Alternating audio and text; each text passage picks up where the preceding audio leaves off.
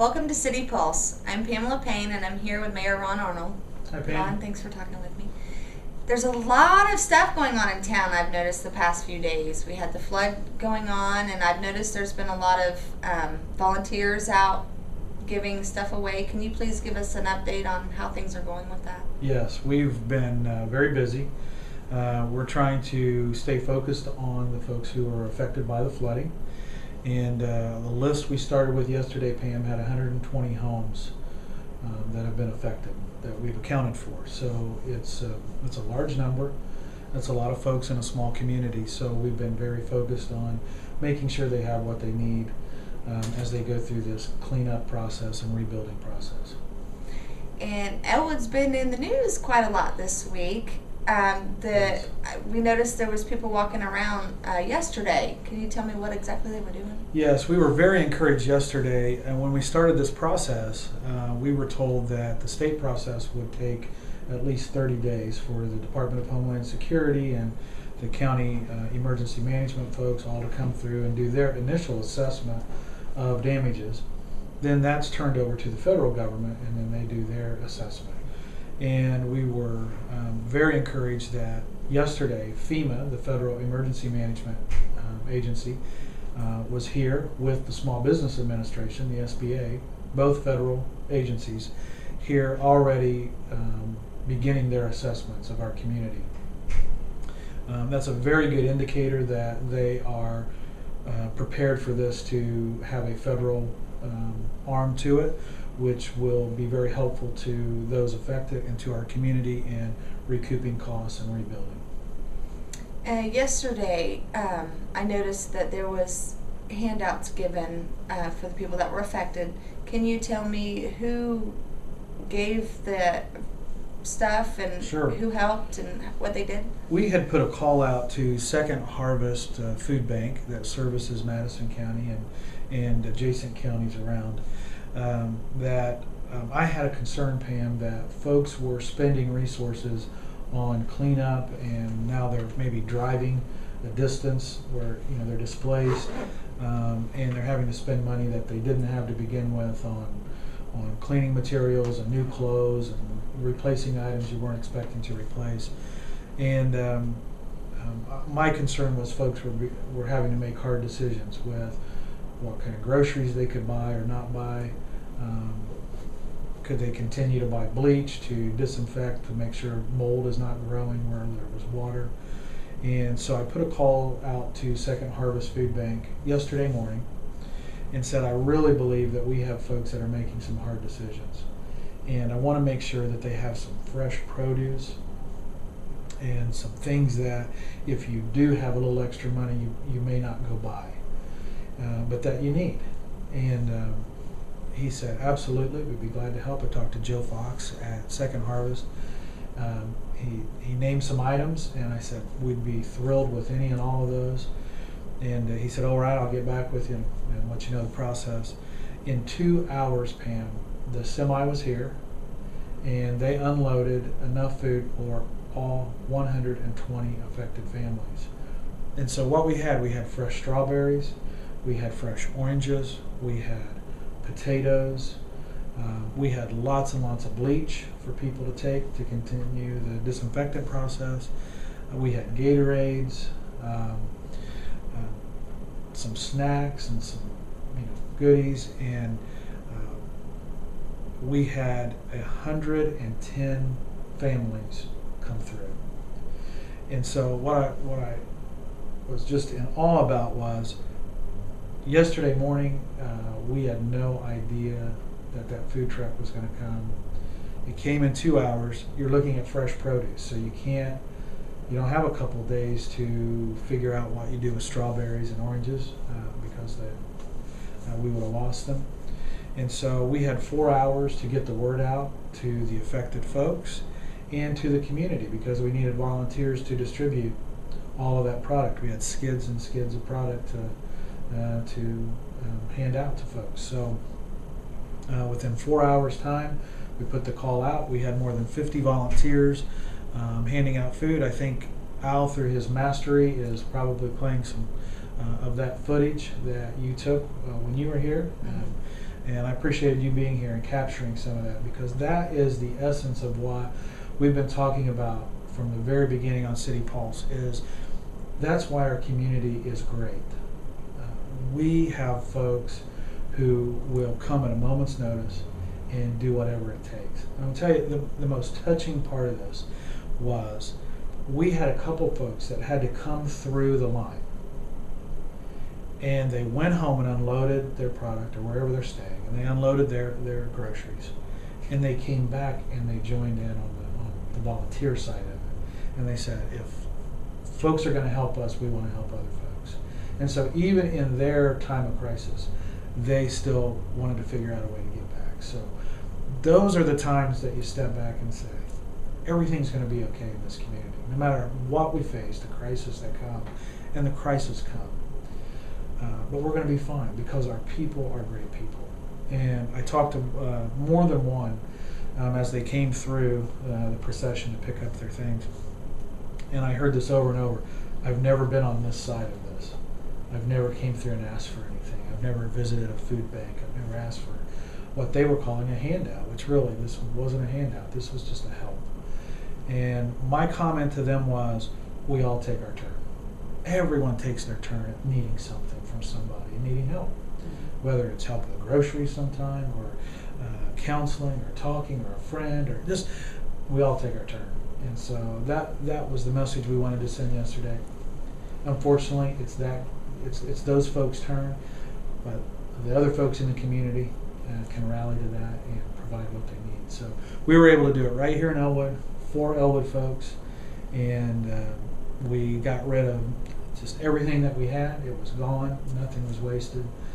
So we were thrilled with that.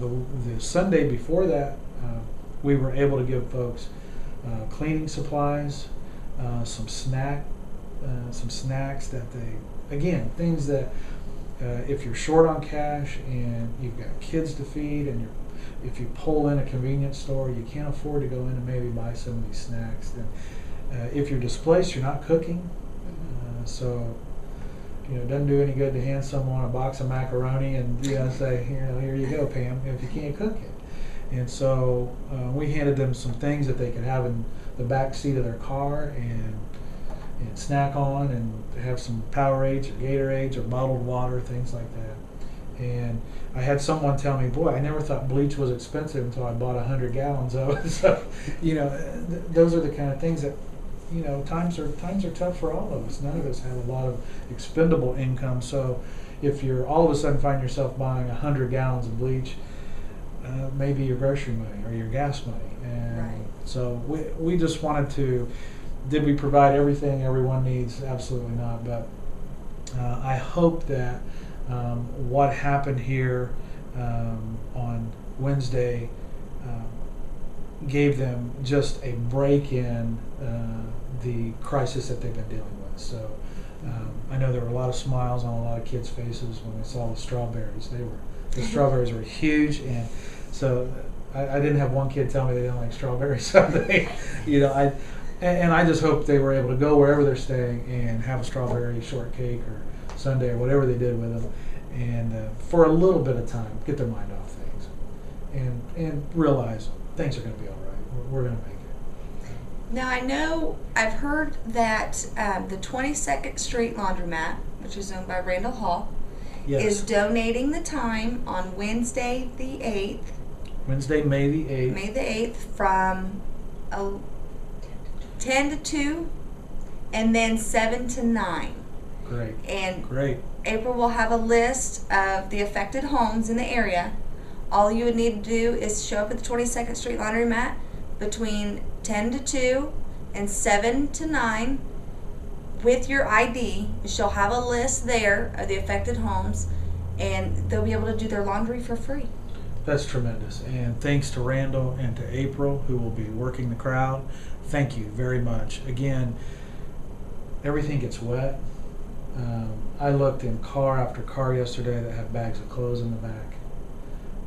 What do you do with them? You don't want to lose your clothes. You can't afford to just throw them away. And again, if you're short on cash, I've got a lot of kids at home. When we go to the laundromat, it's it's a chunk of change. So if you're washing your blankets and your bedclothes and things like that, it gets very expensive. Even a buck or two to wash and dry. So thank you to Randall and to April for that. 10 to 2 during the day on Wednesday, May the 8th, 7 p.m. to 9 p.m. in the evening for those that can't make it during the day. And again, as Pam mentioned, April will have a complete list of all 120 homes that were affected. Just bring something that shows that address, your driver's license, a utility bill, a piece of mail, something so that April can check you off the list and we can account for.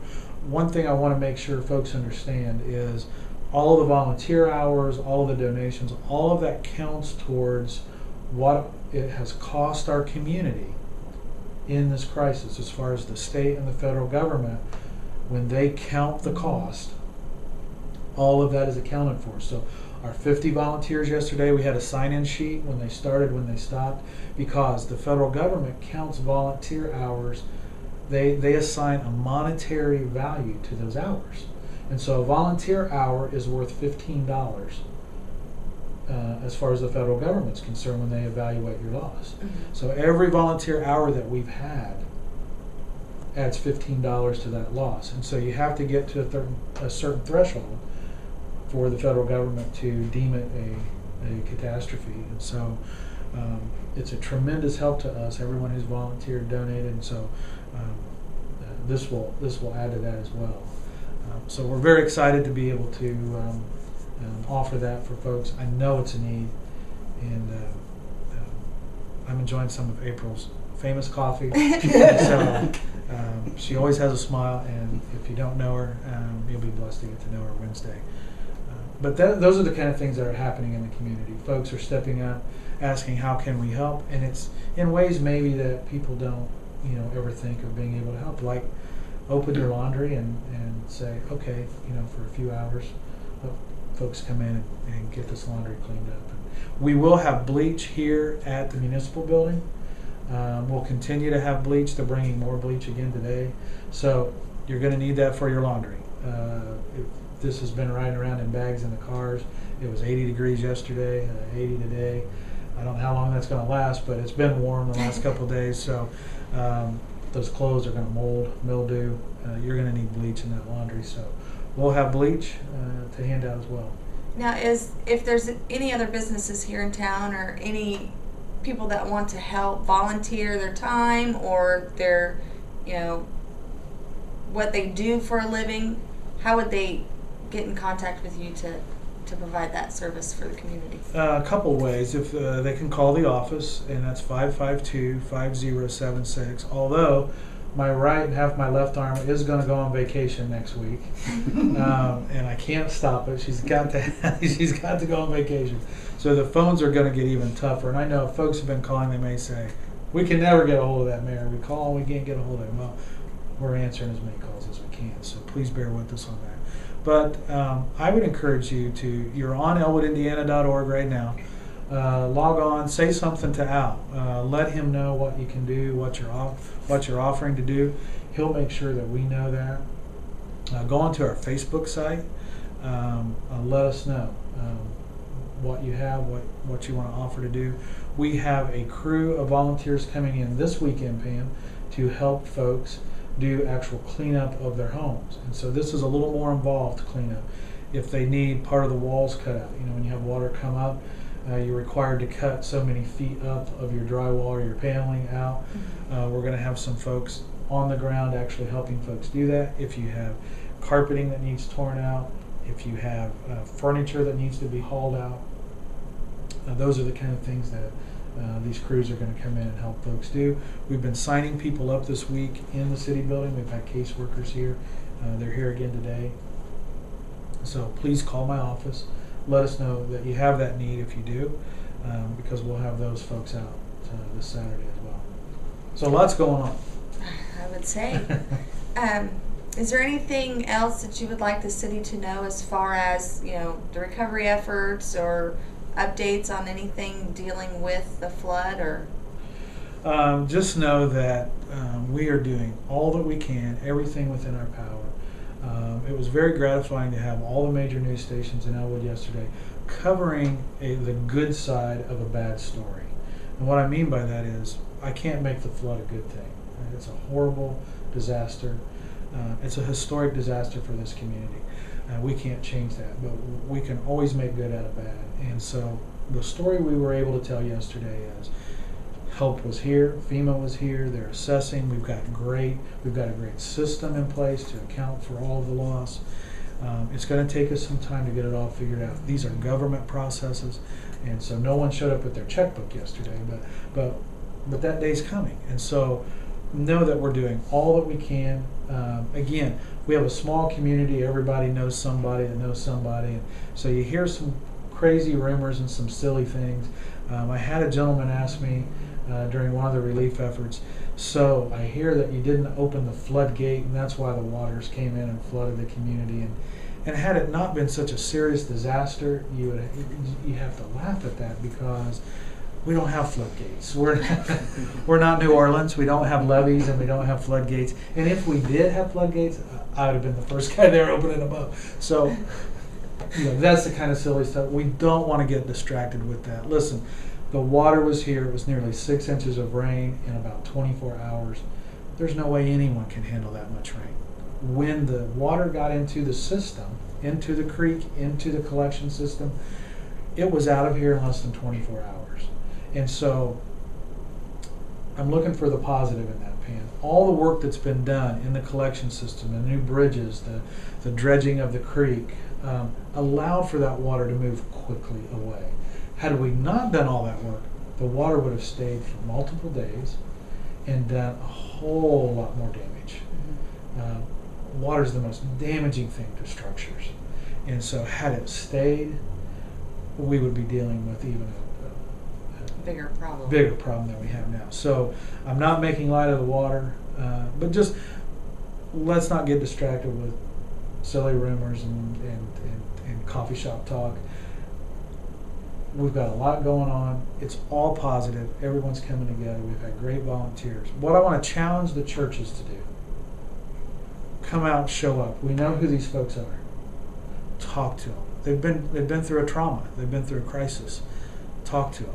Reach out to them. Go see them. This is your chance to connect with them. They need someone to talk to. They need someone just to give them a hug. When you're tearing your stuff out, I had one lady said, "How are you?" And she said, "Lost everything I had." Wow. How do you recover from that? You only recover from that if someone's there to give you a hug. It's the only thing that, that's the universal message of hope. Someone gives you a hug. You know what? We're going to be all right. Churches, where are you? Step up. Reach out to these folks. Come get a copy of our list. We had a chance on the Sunday relief effort to one-on-one minister to these folks. We didn't do it. We had one church show up. We reached out to all of you. We reached out to every church. We've been delivering flyers door to door to the affected victims and to convenience stores and laundromats and grocery stores. Dollar markets handed them out to their customers, and various businesses have. But what we also did was we took enough copies of every flyer to every church so they didn't even have to make a copy. They could just insert them in their bulletins or hand them out in their hallways or however they distribute them. This is a time for the churches in our community to shine. Step up, step out. This isn't a matter of our church doesn't have money, we can't give people something. Here's what I'm asking you to give these folks: hope, a hug, an ear. That's what they need right now. We're working on the resources. We need the churches to work on the personal connection with folks. So it's far too many for me to do. I have a big heart. I have a lot of kids, so I got lots of hugs to give. But it's overwhelming as 109 families come through. It's overwhelming for me. Even when you have 50 volunteers, it's overwhelming. So it's going to take every church and every person in those churches to one-on-one go out, get to know these folks, get to know your neighbors, give them hugs, let them know who you are. This isn't about money. This isn't about handing out stuff. But please, we have lists. We know who these folks are. Come get to know them better. Again, if you have any questions for Mayor Ron Arnold or any concerns, please go to elwoodindiana.org and post those questions or concerns on there, and we will speak with him every Or our week. Facebook page. Or our Facebook page, City Pulse on Facebook. I really love the Facebook page, by the way. It's very it's cool. nice, ain't it? And I know all of you like Facebook because I get lots of Facebook messages. This is a Facebook community, so Al, kudos. That is a cool Facebook page. So you have no excuse not to be able to reach us. If I don't answer my phone here, elwoodindiana.org has created ways for you to get to me, and we answer the questions. You ask them and we answer them, and we love doing that. So I thank you for watching City Pulse today. Have a great day. thank you.